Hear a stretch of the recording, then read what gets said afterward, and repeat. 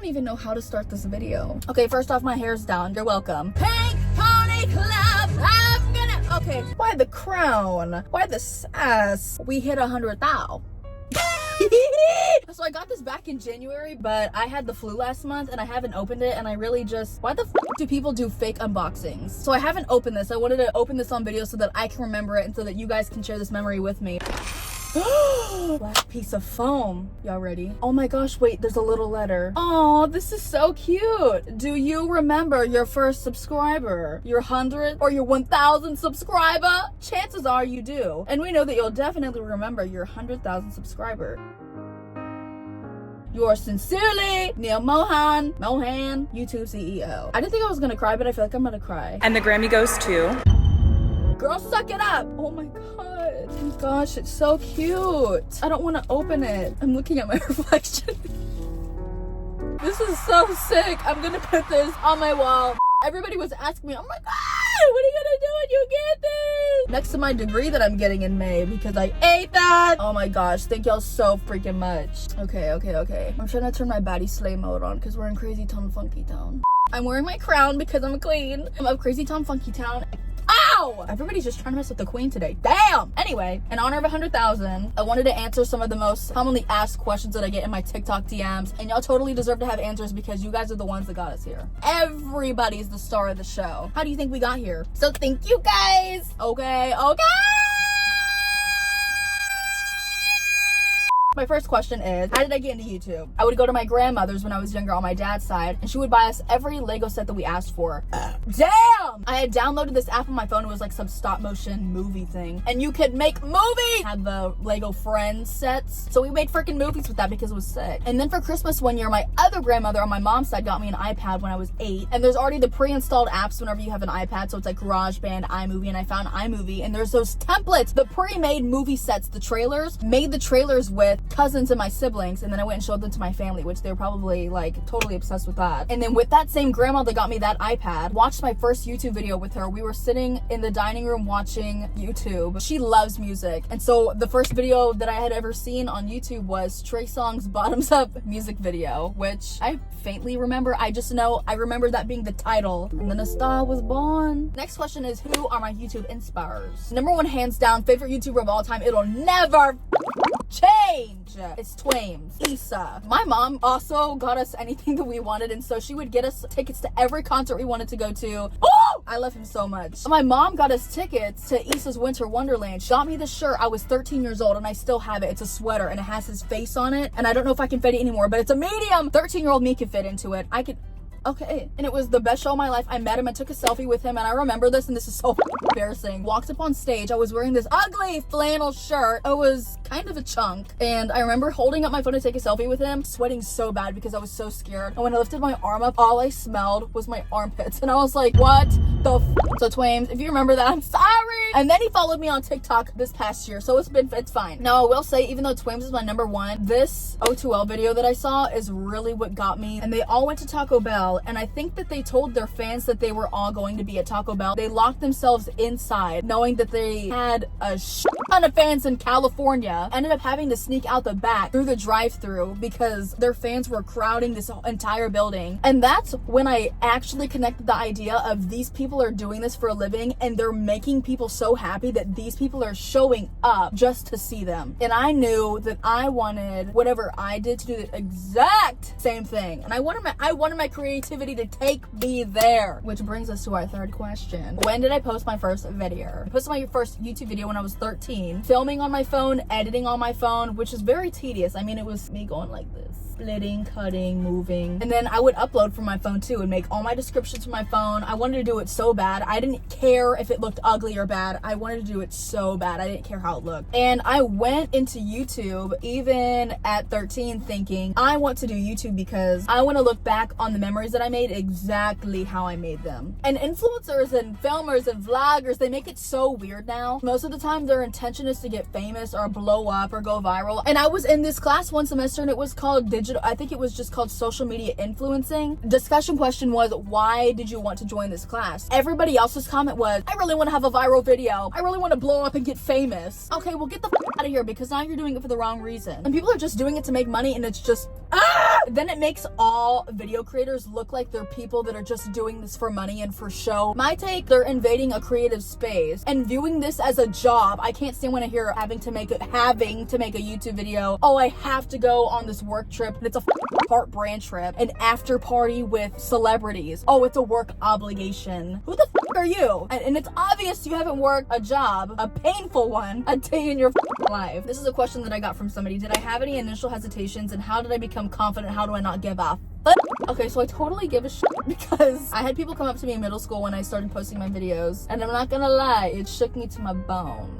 So I stopped posting because I wasn't confident in myself, and zero confidence hardly in high school. I think I started to kind of seep out a little bit my last 2 years, but not completely. Once I got out of high school, that's when I started to let loose a little bit more. And I still have people approach me from high school whenever I am meeting friends through friends, and it happens to be somebody that went to high school with. Girl, oh my gosh, you were on my For You page. Me and my bestie were watching your videos together. You're so funny. They forget to mention that they did all of that with the side of talking. That's totally fine. Do it, eat it, live it, laugh it up. Keep it behind my back. Please keep it out of my face. Please don't do it in front of my face. And I've now come to the point where I'm completely confident in what I do. Still get embarrassed sometimes, rightfully so, because people start talking about YouTube or the little videos that I make like it's supposed to be something embarrassing. But it's really something that I love and I enjoy doing, so we shouldn't be feeling embarrassed for things that we like to do. And I'm not afraid of myself anymore. I was so scared of losing all these people around me if I were to act myself. And I'm pretty sure it's because I'm annoying. And that's fine. And the day that I learned that not everybody will like me was one of the best days. At this point, I refuse to change the way that I was made. Next question. In your experience, how do you deal with negative people on social media? Send them to Hater Town. Back it up. Back it up. If you're on the internet hating on people, you're a loser. Like, you suck. You're a giant turd. Oh yeah, giant turd. And you look like a turd and you smell like a turd. Like, you're an actual real life walking, breathing loser. And the worst part is they know that they're losers and they're claiming to be the shining star of their own world, and they absolutely are, because aren't we all? Something is still missing inside because you have the time to be an ugly, hateful hater. Now, how do I deal with it? Either being nice to them or blocking them. There's no point in fighting hate with hate, because I used to be a hater to my core. Everybody has their little hater moments, but once you get sent to Hater Town, you're never coming back out of Hater Town. So don't be a hater for life. Be a hater for like this much. You can stay in Crazy Town, Funky Town, but you have a right to some kind of hatred, but not the deep hatred that gets you sent to fucking Hater Town. And then I think back to all the moments in my life where I was a little fucking hater and I would talk my little shit about people because I was bored and I had nothing going on in my life. Nothing interesting about me was happening, and so I felt the need to replace that void by talking badly about other people so that I felt better about myself. The only interesting thing about me was that I was a chunk and my parents were getting divorced. You wouldn't be hating if you were completely secure in yourself and enjoyed minding your own business. The world and the internet are two different worlds. They're both real, but choosing to exist in one so heavily where you hate on people, you have something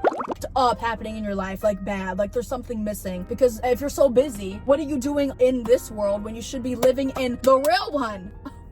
Yes, it drives me nuts. Anyway, kill them with kindness. What's the point of being ugly to people? Like, actually. Another question, how do you juggle YouTuber life and work? Any tips? By the way, I love your videos and I love you, queen. So I don't. I think it's pretty obvious with my consistency. It's pretty bad. It's pretty lacking. And it's not even YouTuber life and work, because all that I want to live is be a fucking YouTuber. That'd be sick. I'm a full-time worker and a full-time student, and my drive for making videos is so high. Not being able to feed into that because I want to make sure that I dedicate time to my studies and get my degree and keep that 4.0. It makes it a little bit hard sometimes because I don't even feel like I'm juggling it properly. And I feel like when I graduate, I will definitely have more time. And I had the flu last month, so I've just been like, my brain has been in pain. Next question. Do you plan to become a YouTuber, influencer, Crazy Town, Funky Town ambassador full-time, or is this just for fun for right now? It's always been my dream to do YouTube and just live my life, and I've never stopped loving it. Why not do something I love for a long time? I heard somebody say this the other day. It's very rare that you come across somebody that's able to make great money doing exactly what they love to do, because most people get into things due to the circumstances of their lives to financially support their being and the other beings around them. But when you have the chance to do something that you want to do and you get to make money while doing it, why the think not, because it's not very often that, one, people have a passion at all, which is fine. Some things come later in life, but I know what mine is, and two, profit off of that passion. It's a dream. I had a dream the other night, and it was a girl from high school, and she asked me, oh, how did it go with real estate school? And I started real estate school, and I just have not finished it because I'm not passionate about it. And I said, I don't know, I never tried. And I woke up and remember saying that. Imagine saying that to your dream. Somebody's asking you, oh, how's it going with opening up your own bakery? You know, you've loved to bake for a long time. Oh, I don't know, I never tried. Bitch! Another question I got asked was how I found my style. Don't copy a style to be like everybody else. I really loved Emma Chamberlain's style, and that's where I got my little fast, quick cut editing from. Find an editing style that accentuates your personality. If you're boring and quiet, you can make stuff fast and quick to accentuate your personality because you have this cutthroat, very cynical, dry humor. If you're boring and quiet in the sweet way, you can edit sweetly, nicely, very calmly. That if you want people to perceive you a certain way, you have to edit a certain way. My last question: what is your biggest tip for starting a YouTube channel? You just have to start. You don't need a fancy camera or expensive editing equipment. I tried this new expensive editing program, and I still went back to iMovie. I still use iMovie. It's free. It's more efficient for the way that I want to use it. If you truly love what you do, you'll do it. You'll just do it. You won't do it for any sort of money. You won't do it for any sort of reason. Or, oh, I'll wait until I have a really expensive $700 camera. I'll wait till I get $200 editing equipment. I'll wait till I get a really good microphone. Just go. Do it the best you can. Don't be shitty. Don't make a low quality piece of crap and put it out there and then wonder why people aren't enjoying it. It's because it's obvious you're not enjoying it. You're not putting your effort or quality into it. The quality of you. You're just doing it just to put it out there. And don't get into this if you don't like it. My biggest tip to myself is to never treat this like it's some kind of job. I've worked in retail. I work in healthcare right now. And I can tell you that eventually when I get out of these things, I'll never even have to enter the food industry if I'm so lucky and so blessed, which I already am. And I'll never have to go into any other industry but what I love, which is the creative industry. That I will never consider this something that I have to do. YouTube is something that I get to do. Because I'm tired of these people saying, oh my gosh, I have to go to a Grammys after party. It's a work obligation. Okay, so a work obligation would be a stupid 7 a.m. pointless meeting that your managers call you into and then lay off half the team. I don't want to stop making this video. I just want to keep yipping and yapping. I am so freaking excited. Like, I literally can't believe that we hit 100,000. I actually can't believe that this is real. Wow. That's sick. I'm gonna send a picture to my mom. And thank you, mommy, for being my biggest fan. She really is. Thank God. Well, thank y'all for watching my video. I love y'all to my bones, per usual. All right, kiss, kiss.